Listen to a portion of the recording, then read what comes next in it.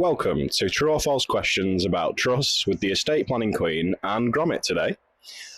If I do a property trust, I lose the ability to claim the residence nil rate band. That's false. As trusts, our property trusts for your main residence are structured quite cleverly. They involve a trustee resolution which allows the value to fall back into the estate post-death to be able to claim the residence nil rate band. So no, you do not lose any inheritance tax allowances with one of our property trusts. Number 2, putting my property into trust saves me inheritance tax. That's false.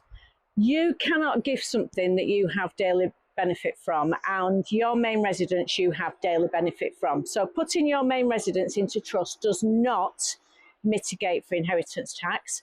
However, as I've said before, there's horses for courses, and there are other trusts we can do for other assets for that purpose.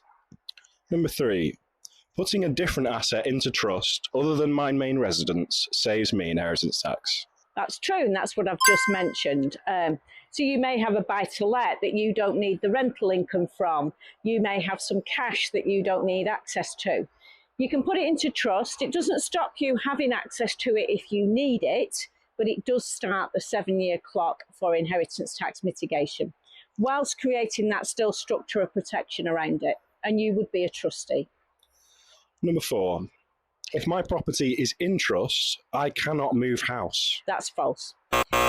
You, as a trustee, would sell the property, and then the trust can also, in some circumstances, buy the property that you then go to. It may be more efficient to do a second trust, but it would depend on the values, and we'd have to look at it at the time. But it does not stop you selling it or moving. Number 5, I want to gift to my children. Does putting it into trust first protect it for their future? It does. It does. If you gift, then it becomes part of their asset. So the 7-year clock starts, but it's then their asset.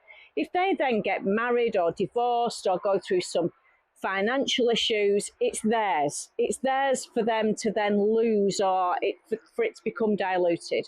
When it's in trust, if you put it into trust first and then give them the benefit of it, be it either via a loan deed or whatever, then it's got the structure of protection still around it.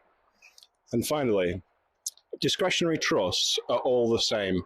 That's false. There are discretionary lifetime trusts and there are discretionary will trusts. A will trust is created by your will post your death. A lifetime trust is created by you now during your lifetime, which means therefore that's when the protection starts or the 7-year clock starts.